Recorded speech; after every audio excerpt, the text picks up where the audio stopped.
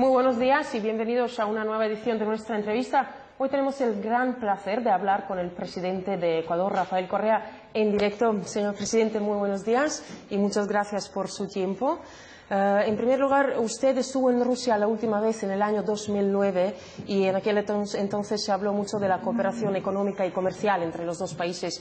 ¿Se han fortalecido los lazos entre ambos países desde aquel entonces? Muchísimo. En primer lugar, muchas gracias a usted, a Russia Today, por darme esta oportunidad. Un saludo al pueblo ruso que, como siempre, nos ha recibido con gran cariño, y un abrazo a Latinoamérica y al mundo entero. Sí, esa visita de octubre de 2009 fue muy fructífera. Los lazos de amistad, los lazos de cooperación en todos los niveles, comercial, inversiones, intercambio tecnológico, se han profundizado con la Federación Rusa.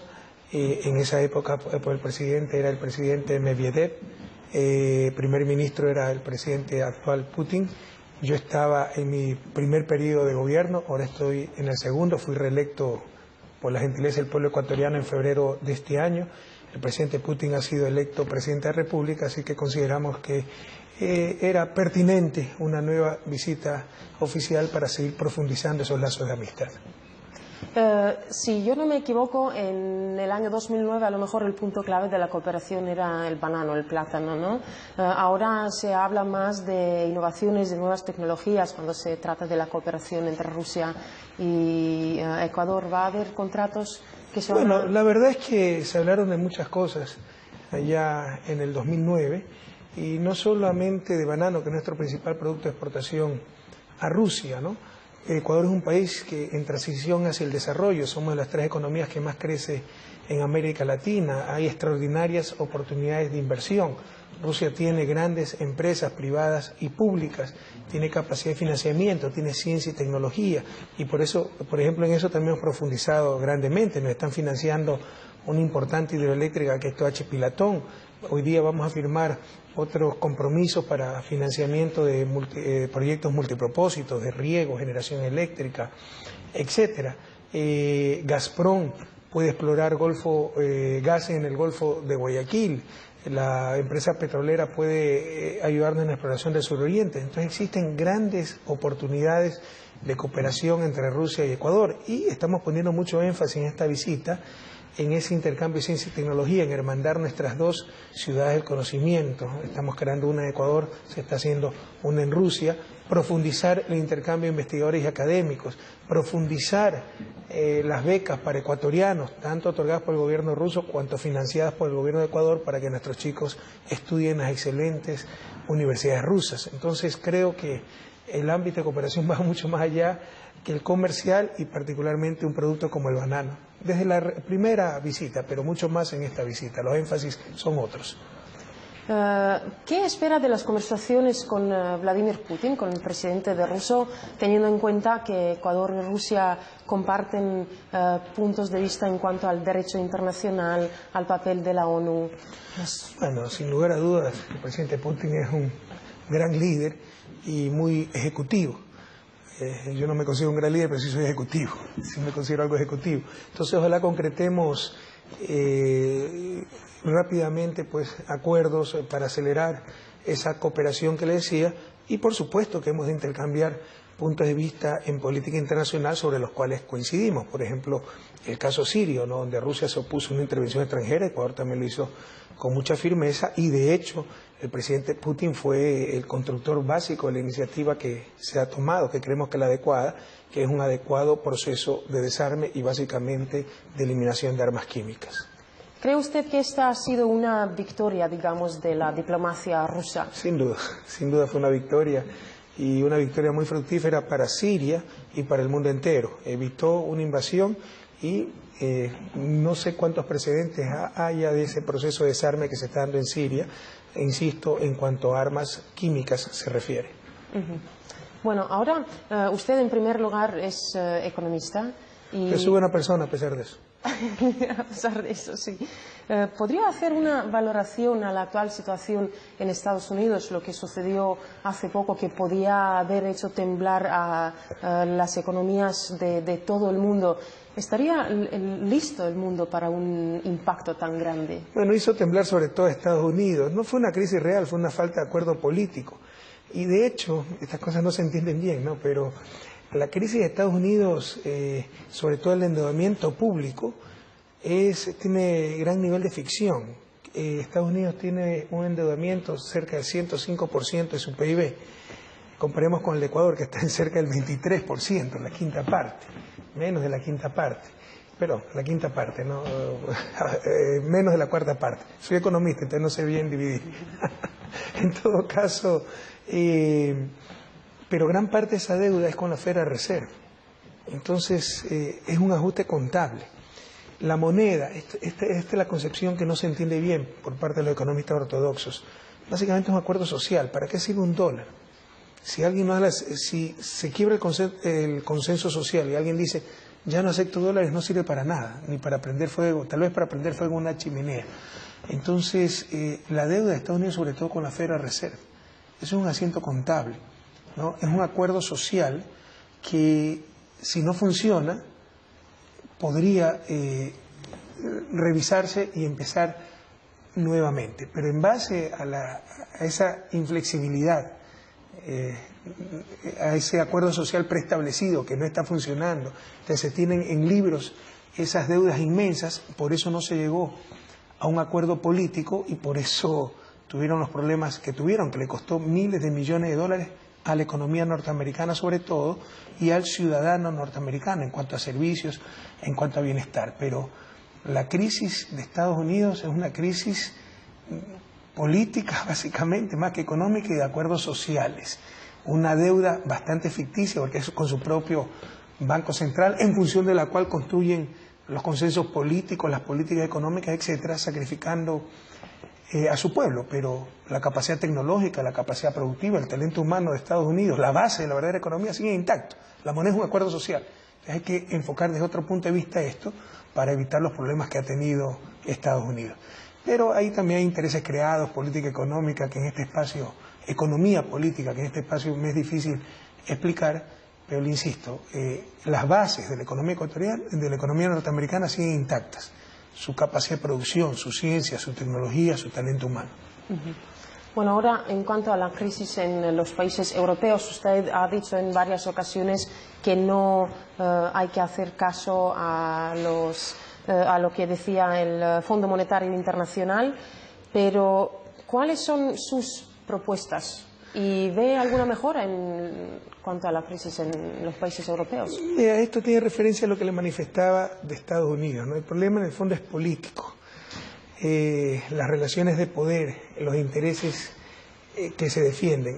América Latina es experta en crisis, no porque seamos iluminados, sino porque la hemos sufrido todas y normalmente la hemos enfrentado muy mal, precisamente porque nos convencieron de que era ciencia lo que era una simple ideología defendiendo ciertos intereses, básicamente los intereses del capital y dentro de esos intereses del capital financiero. Nuevamente, en Europa, las bases de la economía están intactas. La capacidad de producción, ciencia, tecnología, talento humano. ¿Qué es lo que falta? Esa coordinación social. ¿Cuál es el principal mecanismo de coordinación? La moneda.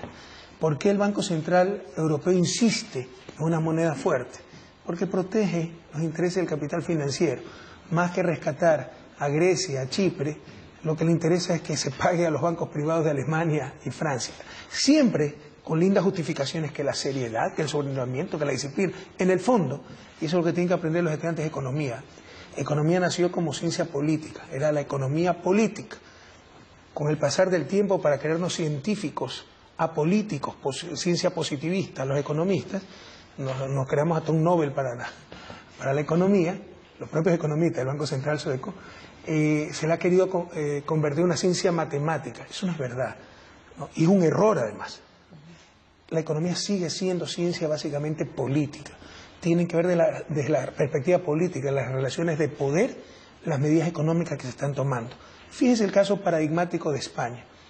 No es que no existen casas. ¿Cuál es el fin de la economía? Satisfacer necesidades humanas.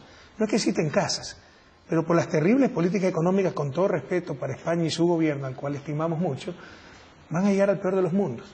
Familias que necesitan casas sin casas y bancos que no necesitan casas repletos de casas. ¿Por qué esa falta de coordinación? Por defender los intereses del capital financiero. Entonces el problema está en quién maneja la economía, quién maneja esas sociedades.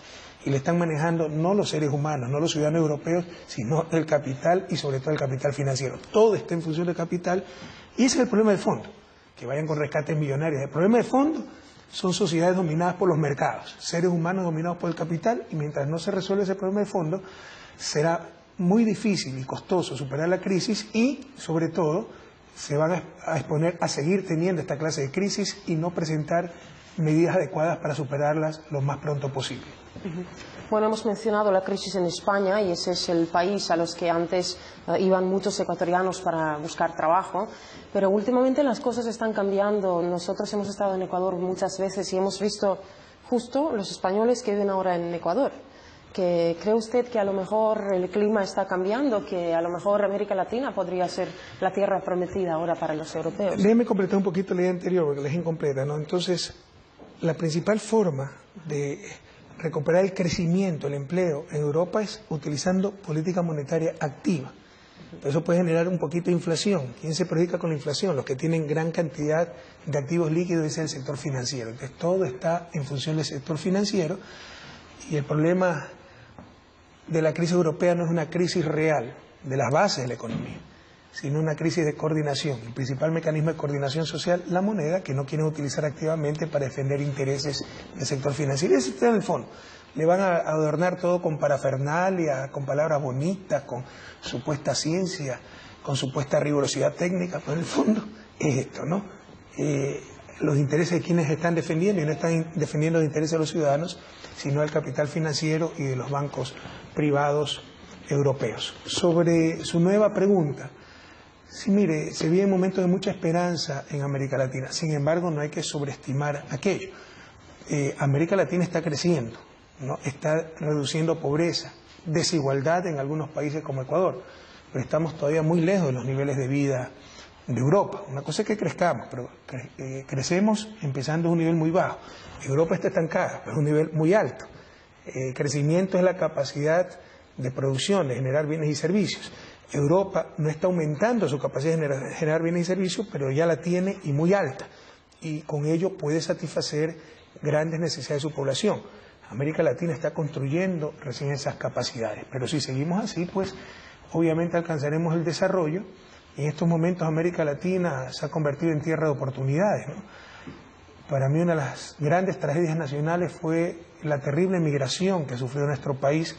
En pocos años nos salieron cerca de 2 millones de ecuatorianos en las más terribles condiciones, en barcos repletos de gente que muchas veces se hundían, habían centenas de muertos, en las condiciones más denigrantes para los seres humanos, tratar de cruzar la frontera con Estados Unidos, venir a España.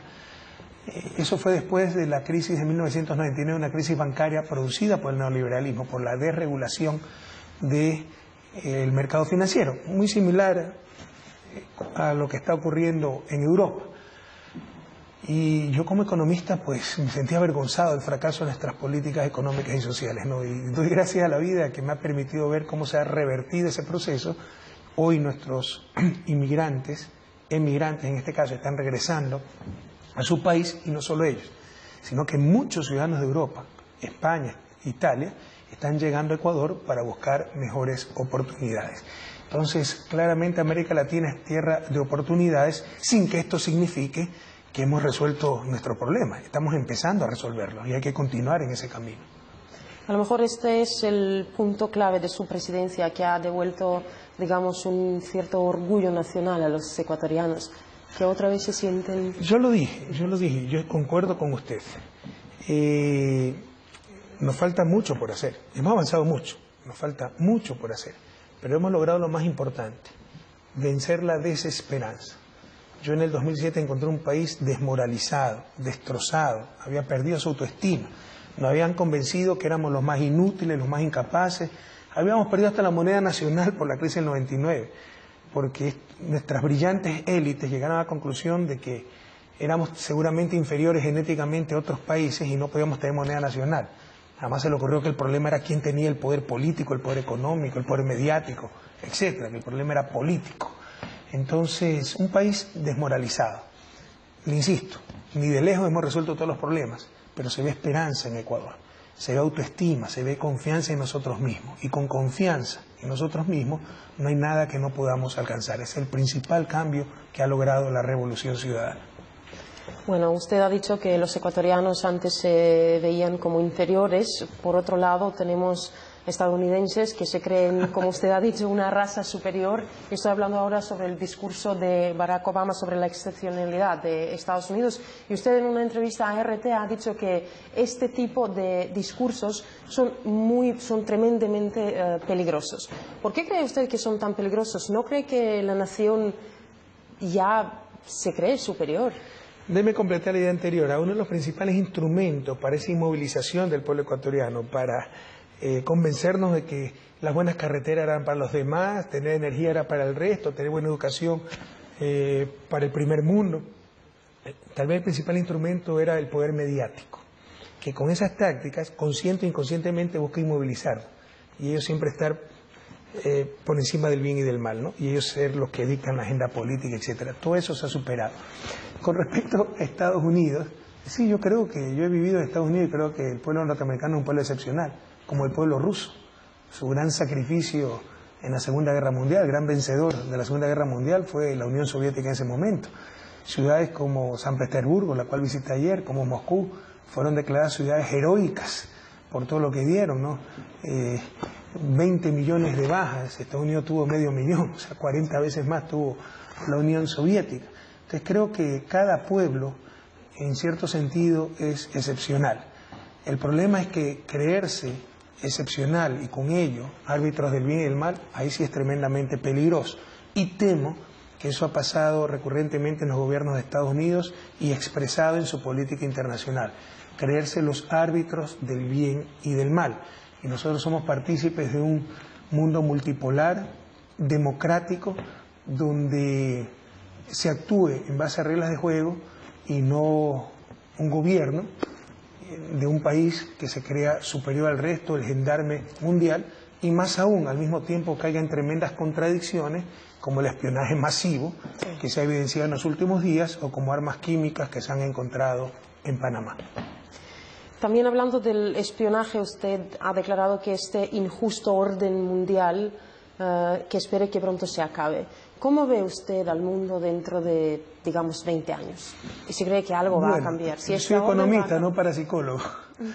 Mire, nosotros somos idealistas con los pies bien puestos sobre la tierra. Yo he dicho que el orden mundial no es solo injusto, es inmoral, y de eso voy a hablar en la Universidad de Amistad de los Pueblos el día de mañana, de cómo todo está en función del capital, lo que llamo el imperio del capital, cómo procesos alternativos como el ecuatoriano, que buscan la justicia social, romper dominaciones de siglos de poderes fácticos, se enfrentan no solo a esos poderes fácticos nacionales, sino a poderes fácticos internacionales, el poder mediático transnacional, el capital internacional, países hegemónicos que buscan el sometimiento, no buscan la liberación de nuestros pueblos. Pero sabemos también, y ese es uno de los graves errores de la izquierda, de cierta izquierda al interior de nuestros países, creer que de nuestros países vamos a cambiar ese orden mundial. Entonces que nosotros vamos a cambiar la división internacional de trabajo dejando de explotar nuestro petróleo. Lo que vamos a hacer es morirnos de hambre, no vamos a cambiar absolutamente nada a nivel internacional. Son graves errores, fruto de la ingenuidad, de la irresponsabilidad, de la insensatez, qué sé yo. Entonces, desde Ecuador no es que pensamos cambiar ese injusto orden mundial. Yo creo que lo cambiarán los ciudadanos del primer mundo, una vez que se den cuenta de cómo ellos también son víctimas de ese imperio del capital. No se han dado cuenta antes porque sí, los frutos del progreso daban para una buena parte para el capital, una buena parte para los seres humanos. Cuando viene la crisis, esos recursos se vuelven escasos y ahí vienen las tensiones políticas. Ahora se dan cuenta, los ciudadanos europeos, por ejemplo, cómo el peso de la crisis, el capital quiere salir indemne y todo el peso de la crisis que recaiga sobre los ciudadanos. Entonces, por ahí hay una esperanza de cambio de ese injusto orden mundial donde el que predomina es el capital sobre los seres humanos, incluso en los países hegemónicos, que son manejados por los grandes capitales. Desde Ecuador no aspiramos a cambiar eso, pero sí a proteger a nuestro pueblo de ese injusto orden mundial. Y para eso se requiere la integración latinoamericana, para unidos ser más fuertes y tener más presencia internacional. Y le insisto, sino cambiar ese injusto orden mundial, que es muy difícil todavía desde América Latina, no tenemos el peso para hacerlo, sí proteger a nuestros pueblos de todos los abusos de ese orden que no es solo injusto, es inmoral y donde todo está en función del capital. Ecuador participa activamente en los cuerpos que sirven para integrar más América Latina, como por ejemplo UNASUR, CELAC, que después del caso del avión de Evo Morales, creo que se han estrechado más los lazos entre los pueblos. ¿Qué mensaje se quería enviar? Pero ya que toca UNASUR, porque algunas veces uno habla a nivel de conceptos y con conocimiento previo que tal vez la audiencia no la tiene, ¿cómo es que con la integración, por ejemplo, podemos proteger nuestro injusto orden mundial? Uno de los instrumentos, el imperio del capital, o sea, la izquierda siempre se acostumbró a luchar contra el imperialismo. Pero creemos que el imperialismo en el siglo XXI son botas, cohetes, misiles. No, el imperialismo ahora son los dólares y todas las estructuras que tiene para someter a nuestros países. Y una de esas estructuras son estos centros de arbitraje, donde cualquier transnacional puede llevar un Estado soberano y siempre esos centros de arbitraje están en función del capital. Entonces, ¿cómo con integración podemos proteger a nuestros pueblos de esos abusos? El caso Chevron, por ejemplo. Con centros de arbitraje a nivel de UNASUR. Entonces, usted ve un hecho concreto, un ejemplo concreto de cómo con la integración con UNASUR podemos tener estructuras más justas. Nadie está en contra de seguridad jurídica para las inversiones, pero lo que producen esos tratados de protección recíproca de inversiones no es proteger los derechos del capital, sino los abusos del capital y sobre los derechos de los pueblos, sociedades, naciones enteras. Este es un ejemplo claro del imperio del capital, todas estas estructuras internacionales en nombre de la seguridad jurídica, donde cualquier transnacional, sin ningún requisito previo, sin recurrir a cortes nacionales, puede llevar un Estado soberano a estos centros de arbitraje, con árbitros que van y vienen de esas propias transnacionales y están en función de ellas. Sobre el incidente con Evo Morales, que fue terrible, mire, yo tengo que ser muy frontal, no creo que nos haya unido más. De hecho, esa reunión de UNASUR tuvo que ser autoconvocada, básicamente. Hubo dos países que se opusieron a esa reunión de emergencia para un hecho tan grave como haber puesto en riesgo la vida de un jefe de Estado latinoamericano, sudamericano, e incluso de haber roto normas internacionales, libre uso del espacio aéreo, etcétera. En UNASUR las decisiones se toman por consenso, lo cual yo creo que es una trampa, y para convocar una reunión especial se requería el consenso, y hubo dos países que se opusieron a esa reunión. Entonces no nos engañemos, no creo que muchos presidentes reaccionamos rápidamente, pero no hubo el consenso que ameritaba la situación, y eso refleja algo más profundo, más grave, que es una contraofensiva conservadora en la región. A principios de siglo, como que si la derecha, los grupos conservadores estuvieron muy descuidados, confiados, surgieron gobiernos progresistas, Venezuela, Bolivia, Argentina, Nicaragua, Ecuador, Paraguay, Uruguay, Chile mismo. Pero esa derecha internacional, esos grupos de poder, esos países hegemónicos, que no son tontos, se dieron cuenta del cambio de época que está viendo América Latina y prepararon ya la respuesta a todo aquello. Ahí tenemos Alianza del Pacífico, tenemos la imposición de lo mismo de siempre, ¿no? El libre comercio, buscar grandes mercados, no grandes sociedades, buscar consumidores, no buscar ciudadanos, y en América Latina se siente una contraofensiva de esas fuerzas conservadoras. Señor presidente, usted ha mencionado el caso de Chevron Texaco, que han dejado un daño ambiental terrible en su país. Usted hace poco ha estado en Lago Agrio para verlo y enseñarlo al público, pero a lo mejor hay algo más peligroso ahí. Ahora Chevron ha llevado en la Corte Internacional al Estado ecuatoriano, quiere que el Estado pague por los resultados de este juicio, y en realidad es Chevron el que debería pagar unos 19.000 millones de dólares al Estado ecuatoriano. A lo mejor esa sería una manera de dejar el Estado en quiebra, a lo mejor es un nuevo mecanismo. Ese, Yelena, es un claro ejemplo del imperio del capital. Cómo el capital internacional no puede ser juzgado, cómo el capital internacional no debe asumir su responsabilidad. Es indudable lo que hizo Chevron en Ecuador.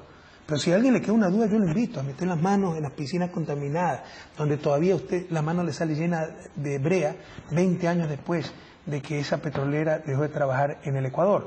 La petrolera era Texaco, pero Chevron compró Texaco. Entonces viene Chevron con sus centenas de millones de dólares, con su poder mediático, con sus medios comprados, a decir que esa piscina es de Petroecuador, la empresa estatal.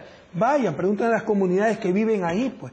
No creo que hayamos logrado convencer a miles de campesinos a mentir al unísono. Pregunten, pues, si ha trabajado ahí Petroecuador o si fue Texaco la que dejó la contaminación. Es inocultable, no va a poder tapar el sol con un dedo, pero así son de descarados.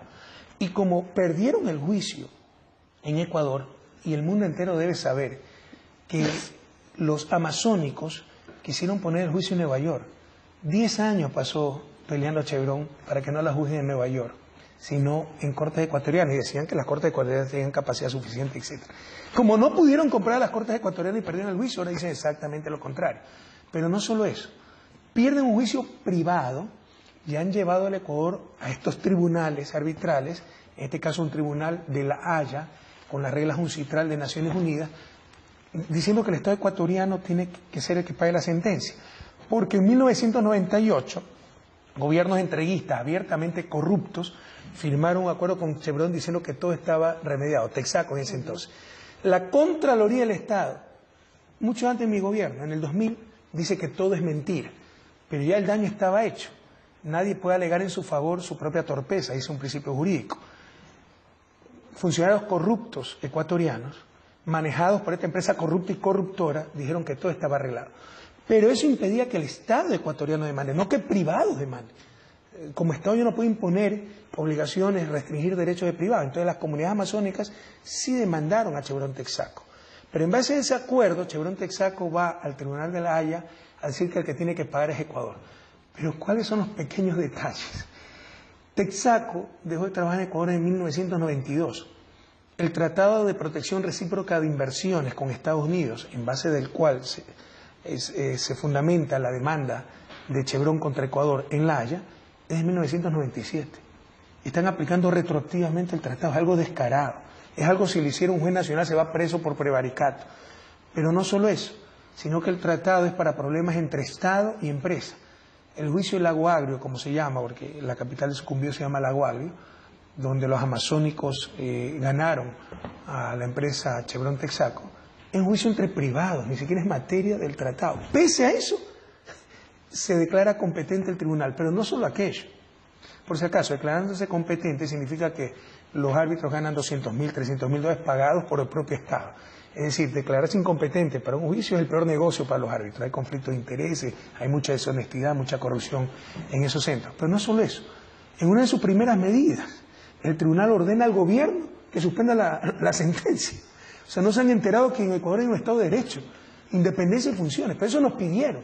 Y siguen las jugarretas para tratar de dejar en la impunidad este caso, en la impunidad a Chevron Texaco, y hacer que pague el Estado ecuatoriano. Esto lo debe saber el mundo entero.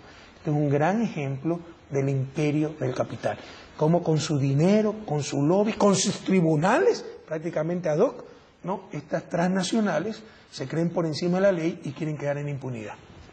Bueno, el equipo de RT también ha estado en el Lago Agrio, ha hecho una película que se llama Tierras Manchadas y los espectadores lo pueden ver en nuestra página web ahora, actualidad.rt.com, que explica el caso de Chevron. Sí, es que no se puede ocultar eso. Vayan ustedes a la selva, pero no con el gobierno, vayan con los amazónicos. ¿Dónde trabajó Chevron? Aquí. Texaco en ese entonces, metan la mano y sacan la contaminación. Es que aquí trabajó alguna vez Petroecuador, nunca. O sea, no hay vueltas que darle, no se puede ocultar. Pero pese a lo contundente de la evidencia, esta gente cree que con sus millones, con su prepotencia, con su poder mediático, ahí sí, ellos sí, con sus jueces comprados en Estados Unidos, con su cabildeo ante el Congreso, pueden aplastar la dignidad de un país pequeño, pero grande, en dignidad, en soberanía, en independencia como Ecuador, y pueden pues quedar en impunidad. El mundo debe conocer esto. Sí. Señor presidente, de aquí es lógico que hablemos un poco de Yasuní también, que Ecuador ahora quiere explotar sus tierras. ¿Cómo ha conseguido el apoyo de los amazónicos y de los asambleístas, que en realidad es mucho apoyo que tiene y ha habido mucha polémica en la prensa sobre la explotación? Bueno, en la prensa, usted sabe, la clase de prensa que tiene América Latina y particularmente Ecuador debe ser de la prensa de peor calidad y más corrupta del planeta, ¿no? Ha habido denuncias muy claras del propio Vargas Llosa, de derecha, escritor de Diario El Comercio de Lima, diciendo prensa amarillista, manipula, se mete en política y nadie hace nada, porque todo el mundo le tiene terror al poder mediático. Pero debe entender Rusia y el mundo que en América Latina el poder mediático es un poder de derecha que trata de desestabilizar a los gobiernos progresistas que descaradamente, históricamente ha apoyado dictaduras como el Mercurio en Chile, apoyó el golpe de Estado contra Allende. Esa es la prensa que debemos enfrentar día a día los gobiernos progresistas. Y se nos ha hecho creer que defender eso es defender la libertad de expresión. Entendamos que estamos defendiendo negocios privados sin ninguna legitimidad que conspiran día a día contra los gobiernos progresistas. Y vamos a responder con la ley en la mano. Pero la sociedad tiene el derecho y el deber de controlar, regular esos medios que nos proveen no corbatas, pues no compass disc, nos proveen un derecho fundamental como es el derecho a la información. Con eso moldean la opinión pública y no pueden tener una manipulación tan descarada. Entonces eso con respecto al poder mediático en América Latina, que se va a oponer al gobierno nacional por el Yasuní, por si mañana queremos hacer, qué sé yo, el encuentro de juventudes, si queremos hacer evaluación de universidades, en todo se va a oponer porque es una prensa que ha reemplazado a los partidos políticos y es la que hace oposición al gobierno ecuatoriano, la prensa capitalista, y que con un negocio con fines de lucro proveen un derecho. La información es una contradicción, negocio con fines de lucro proveyendo un derecho. El Yasuní fue una decisión durísima, 6 años, fue una iniciativa de ruptura donde queríamos que se corresponsabilicen los contaminadores globales para mantener intacto, más que el parque, porque la intervención del parque Yasuní, el parque Yasuní es un parque nacional con muy alta biodiversidad de Ecuador, no extraer ese petróleo, que son más de 800 millones de barriles de crudo pesado que lanzarían cerca de 400 millones de toneladas de CO2 a la atmósfera. Entonces, para evitar esa contaminación decíamos, dejamos en la tierra esto, lo cual implica miles de millones de sacrificios para el pueblo ecuatoriano, pero corresponsabilícense con al menos la mitad. No se corresponsabilizaron prácticamente con nada. Yo no seguiré sacrificando al pueblo ecuatoriano en el altar de los contaminadores globales y como siempre dijimos, de no reunirse el dinero suficiente, explotaríamos ese petróleo con absoluta responsabilidad ambiental y social. Esa decisión la anunció el pueblo ecuatoriano.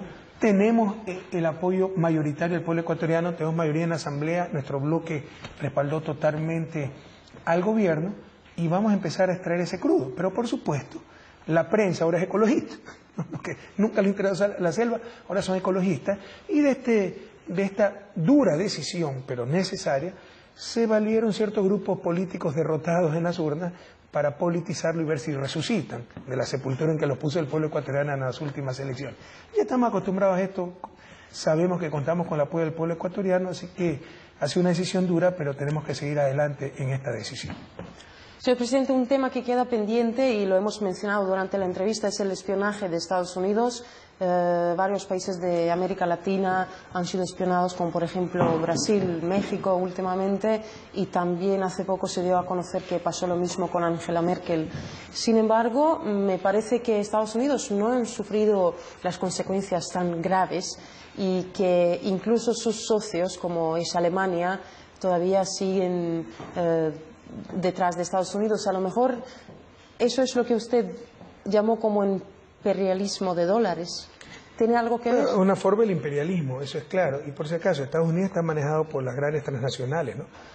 Y hay unas aberraciones que yo no sé cómo el género humano permite, ¿no? Ese es el desafío de la humanidad del siglo XXI, supremacía de los seres humanos sobre el capital.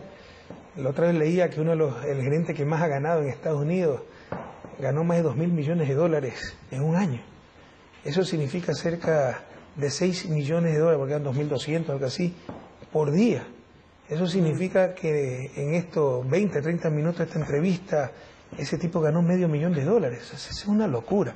Entonces, esos países también están dominados por el gran capital. Y le insisto, mientras los frutos del progreso técnico beneficiaban a todos, así el capital se llevara la parte del león, todo el mundo estaba contento. Cuando vienen las crisis y los recursos son escasos, ahí que vienen las tensiones políticas y ojalá esto sirva para que se den cuenta los norteamericanos que ellos también están bajo el dominio de ese capital. En todo caso, sobre el espionaje, ¿no? varias cosas, varias reflexiones. Primero decían al inicio que el espionaje era necesario para combatir el terrorismo. Bueno, no sé si Angela Merkel será terrorista. Yo creo que ha quedado claro que ha utilizado ese espionaje para asuntos económicos también, ¿no? Para beneficio de sus transnacionales, etcétera, lo cual es gravísimo. Segundo, imagínense por un instante si ese espionaje lo hubiera hecho Venezuela, Bolivia, Cuba, Rusia, Ecuador, Argentina. Ya seríamos dictadores, criminales llevados a la Corte Internacional de La Haya.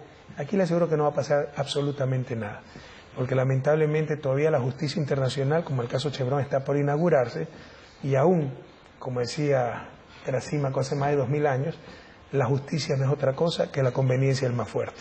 Y Estados Unidos es el más fuerte. También ha pasado más de un año desde que Julian Assange se encuentra en la embajada ecuatoriana en Londres, luego Edward Snowden está en Rusia. ¿Usted cómo ve la salida de este problema, de esta situación, y qué significa para usted el apoyo que tiene de Rusia en esa disputa, digamos, que tiene con Gran Bretaña? Lo agradecemos profundamente y hemos recibido el apoyo de Rusia en muchos países y sobre todo de los pueblos del mundo, incluso del pueblo inglés. Pero toda la solución está en este momento en manos de Gran Bretaña, de Suecia y de Europa, porque Gran Bretaña mañana puede conceder el salvoconducto a Assange, como debió hacerlo, como es obligación hacerlo en América Latina, y se supone que nosotros somos retrasados, ¿no? Suecia puede enviar su fiscal a interrogar a Assange a la embajada, lo permiten perfectamente las leyes suecas, nadie ha querido impedir, interferir en la justicia sueca, pero no se entiende por qué no se toman esas medidas. Se lo puede incluso interrogar, por eso es que se lo requiere en Suecia a Assange, vía videoconferencia, no se lo quiere hacer. Entonces mañana se pudiera resolver este problema si es que hubiera voluntad de Gran Bretaña y Suecia. Así que toda la solución está en manos de ellos. Nosotros hemos hecho lo que tenemos que hacer, lo que teníamos que hacer, lo que creímos justo hacer. No tenemos que pedirle permiso absolutamente a nadie para tomar nuestras decisiones soberanas de acuerdo al derecho internacional, de acuerdo a los derechos humanos. El señor Assange tiene derecho a pedir asilo y un Estado soberano como Ecuador tiene el derecho, sin dar explicaciones, insisto, de otorgar ese asilo a quien bien tuviere. Así hemos actuado y ya toda la solución de este problema está en manos de Europa y básicamente Gran Bretaña y Suecia. Para terminar, hace poco Ecuador se calificó, el equipo ecuatoriano en fútbol se calificó para el Mundial, y usted hemos tenido la oportunidad de ver imágenes de usted, sí, a través de Enlace Ciudadano, la emoción que vivió durante el partido. ¿Qué pronósticos puede dar? El fútbol es una pasión nacional, ¿no? Y particularmente yo también soy bien personal futbolero. También. Sí, personal también. Siempre me ha gustado mucho el fútbol, ¿no? Y soy muy expresivo algunas veces. Pero bueno, creemos que tenemos un gran equipo. Además, la clasificación fue muy emotiva porque, primero, Ecuador mereció ganar muchos más partidos, pero el fútbol no es cuestión de merecimiento, sino de goles, ¿no? Tuvimos mala suerte, malos arbitrajes, etc. Y segundo, sufrimos la muerte prematura de nuestro goleador máximo, el Chucho Benítez, o sea, muy joven, ¿no? De un problema coronario. Entonces eso golpeó mucho a la selección, golpeó mucho al país, estamos muy dolidos. Y haber clasificado pese a todos estos percances, estas cosas inmanejables, ¿no? Como la partida tan prematura del Chucho, realmente fue una gran emoción, una gran alegría para el equipo y para todo el país. Yo creo que el equipo está para grandes cosas. Ojalá pasemos los octavos de final y nos vaya muy bien en Brasil 2014. Que les vaya muy bien. Gracias. Señor presidente, muchísimas gracias por su tiempo y por esa entrevista. Gracias a ustedes, gracias a toda Rusia por el cariño con que siempre nos reciben, y visiten Latinoamérica, visiten Ecuador, un país maravilloso. Gracias. Ha sido el presidente de Ecuador, Rafael Correa. Muchísimas gracias por su atención. Hasta la próxima.